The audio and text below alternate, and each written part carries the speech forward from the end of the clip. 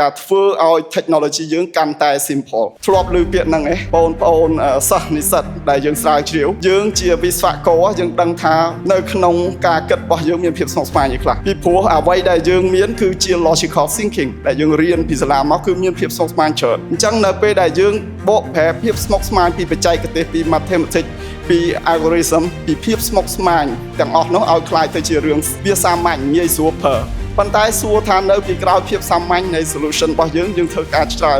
នអត់មានមនុស្សណាទៅគិតលេងហើយទៅធ្វើការងារឲ្យសាមញ្ញកើតទេ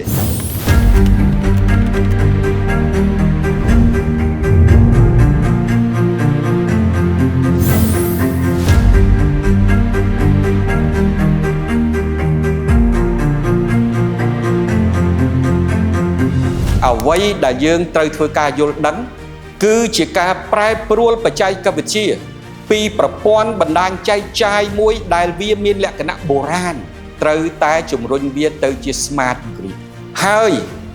ការដូរការវិវត្តនេះខ្ញុំគិតថាផលីលោកអគ្គនាយកលោកចាប់យកចំណុច smart នេះហើយការផ្លាស់ប្ដូរនេះហើយដែលលោកអាចជួយបំពេញសេចក្តីត្រូវការឲ្យ utility ក្នុងស្រុកមានអគ្គិសនីកម្ពុជានិងបណ្ដាអ្នកកាន់អាជ្ញាប័ណ្ណយ៉ាងច្រើន 4-500 អាជ្ញាប័ណ្ណទៀតនៅក្នុងប្រជាណាចក្រកម្ពុជាដើម្បីដាក់មកប្រើប្រាស់ជាប្រយោជន៍របស់ប្រទេសជាតិប្រយោជន៍ក្រុមហ៊ុនប្រយោជន៍សង្គមយើងទាំងមូល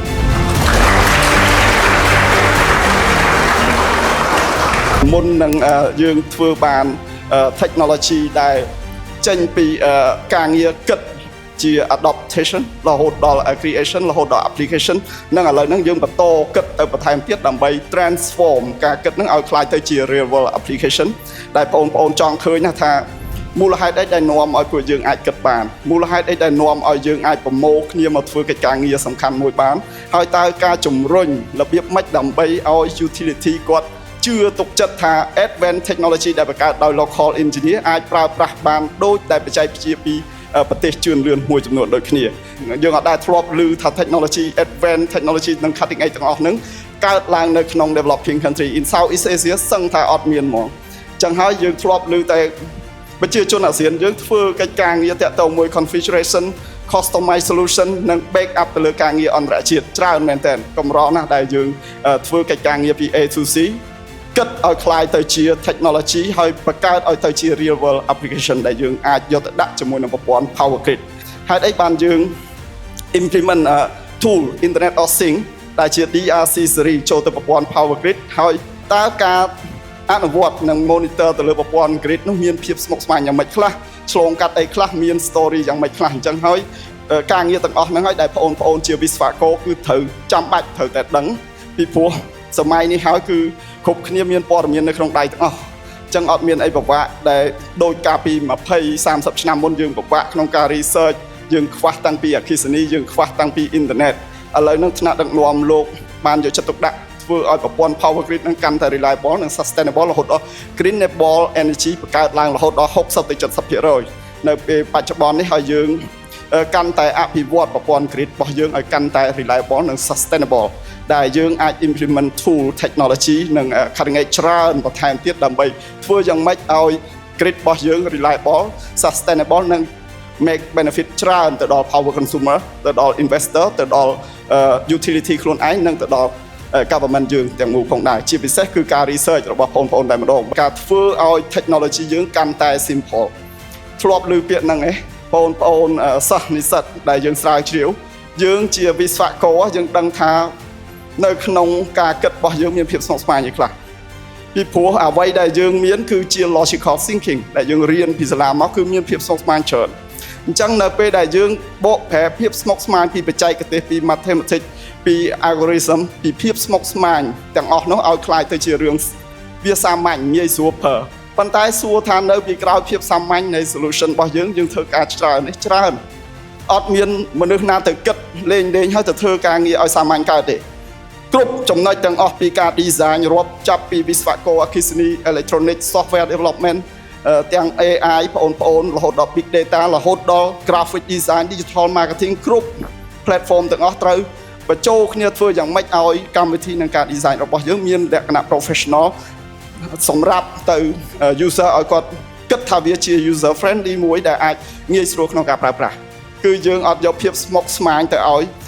operator និង user ទេយើងដឹងស្រាប់ហើយថា operator គាត់ចង់តែចុចមកពោកឲ្យទាញយកទិន្នន័យបានទាំងអស់គាត់ចង់ថាធ្វើយ៉ាងម៉េចឲ្យទិន្នន័យលើប្រព័ន្ធ power grid ហ្នឹងអត់មានភាពស្មុគស្មាញមានឧបករណ៍អគ្គិសនីរាប់រយរាប់ពាន់ប្រភេទមាន model ផ្សេងគ្នាមាន telecommunication ផ្សេងគ្នាអញ្ចឹងយើងត្រូវសម្របសម្រួលយ៉ាងម៉េចដើម្បីឲ្យប្រព័ន្ធទាំងអស់ហ្នឹងវាធ្វើការបញ្ចូលគ្នាបានអញ្ចឹងហើយយើងត្រូវរៀបចំទាំងការ upgrade ទៅលើប្រព័ន្ធ existing devices ឲ្យវាមានភាពងាយស្រួលកាត់បន្ថយការចំណាយផ្សេងទៅលើ operator ដែលវិស្វករគាត់ចំណាយពេលចំណាយរហូតដល់ budget ទៅធ្វើកិច្ចការងារនឹងផ្ទាល់ទៅលើការដោះស្រាយបញ្ហាផ្សេងហ្នឹងគឺយើងព្យាយាមបញ្ចូលធ្វើយ៉ាងម៉េចឲ្យការដោះស្រាយហ្នឹងមានភាពងាយស្រួលបន្ទាប់មកទៀត system ទាំងមូលដែលយើង build ឡើងដែលគេហៅថាប្រព័ន្ធ smart grid គឺមិនមែនធ្វើមួយថ្ងៃហើយទេគឺត្រូវការពេលច្រើនដោយតែ VP Start implement បញ្ចូលទៅក្នុងប្រព័ន្ធ power grid យើងចែកចាយតង់ចុងមធ្យមហ្នឹងគឺតាំងពីឆ្នាំ2014ហើយ idea ទាំងអស់ហ្នឹងប្រផុសទៅយ៉ាងម៉េចបងប្អូនឆ្ងល់ទៀតថា EDC ជឿថា technology នេះអាច implement ចូលជោគជ័យកិច្ចការងារហ្នឹងវាអត់ទទួលបានលទ្ធផលអត់មាន benefit ក៏អគ្គិសនីមិនអាចឲ្យយើងយកប្រព័ន្ធ Internet of Things របស់យើងទៅភ្ជាប់ជាមួយនឹងឧបករណ៍របស់អគ្គិសនីទេគឺមានបញ្ហាប៉ះពាល់ដល់ grid មួយទាំងមូលអញ្ចឹងថ្នាក់ដឹកនាំគាត់នឹងប្រឈមជាមួយនឹងបញ្ហាច្រើនគឺយើងជឿថា innovation និង technology ពិតជាមានឥទ្ធិពលខ្លាំងសម្រាប់យុវជនជំនាន់ក្រោយក៏ជាពិសេសគឺវិស្វករនឹងតែម្ដងពីព្រោះ technology ទាំងអស់នេះគឺបង្កើតមកសម្រាប់ដោះស្រាយនៅបញ្ហាជាច្រើនបើមិនជាយើងអាចគិតបានត្រឹមត្រូវយើងអាចប្រមូលគ្នាមកធ្វើកិច្ចការងារទាំងអស់នឹងបានហើយយើងយកទៅ implement នៅលើប្រព័ន្ធ grid យើងបានជោគជ័យហើយអញ្ចឹងពិភពលោកមួយទាំងមូលក៏ត្រូវការ system ទាំងអស់នឹងដូចគ្នាมันមានអ្នកណាម្នាក់ទៅចង់ប្រើ technology ចាស់มันមានអ្នកណាម្នាក់ទៅចង់ខាតលុយខាតពេលឬក៏មានបញ្ហាច្រើននៅក្នុងការ upgrade system ទេដូច្នេះហើយ VP Start គឺជឿទៅលើ innovation ខ្លាំងពីព្រោះបើគ្រាន់តែបច្ចេកទេសប្រទេសណាក៏គេធ្វើបានដែរវិស្វករនៅប្រទេសណាក៏គេធ្វើបានដែរបច្ចេកទេសទាំងអស់នេះត្រូវចាំថាយើងរៀនបានដូចគ្នាយើងទៅយកសញ្ញាបត្រខ្ពស់បានដូចគ្នាទៅតាមសមត្ថភាពទៅតាមជំនាញអត់មាន mathematics នៅប្រទេសណាគេហាមយើងអត់ឲ្យរៀនទេវាមានរាប់រយរាប់ពាន់ឆ្នាំហើយអញ្ចឹងហើយវាអត់អីជាឧបសគ្គទេបើមិនជាយើងមាន innovation ខ្លួនឯង creativity ខ្លួនឯងហើយយើង think positively ពីព្រោះបើម្នាក់អាចគិត positive បានហើយម្នាក់ទៀតចេះដូចគ្នាប៉ុន្តែគាត់អត់ហ៊ានធ្វើអីអត់ហ៊ានសាកល្បងអីសោះអានឹងក៏វាអត់ទៅមុខរួចដែរដូច្នេះហើយ VP Start យើងឆ្លងកាត់ដំណាក់កាលច្រើនដែលអាចធ្វើឲ្យការងារដែលយើងគិតនឹងคล้ายទៅជា application ហើយអាចប្រើប្រាស់បាននៅទូទាំងប្រទេសហើយយើងសង្ឃឹមយ៉ាងមុតមាំថាបងប្អូននឹងចូលរួមចំណែកធំសម្រាប់ការងារពីព្រោះបើសិនជា VP Start ធ្វើបានរឿងអីបងប្អូនធ្វើអត់កើតអញ្ចឹងហើយការធ្វើកិច្ចការងារទាំងអស់នេះដើម្បីបង្កើតជាប្រព័ន្ធ economic មួយដើម្បីជួយទៅដល់ស្ថាប័នឯកជនជាច្រើនទៀតដូចជា OEM company គាត់អាចផលិតនៅឧបករណ៍របស់ VP Start បានក៏ដូចជាជំរុញឲ្យមានការកើតឡើងនៅចង្វាក់ផលិតកម្មធំមួយដោយបងប្អូនឃើញស្រាប់ហើយនៅក្នុងតំបន់អាស៊ានមួយទាំងមូលប្រព័ន្ធ power grid ធំណាស់ដោយស្រុកយើង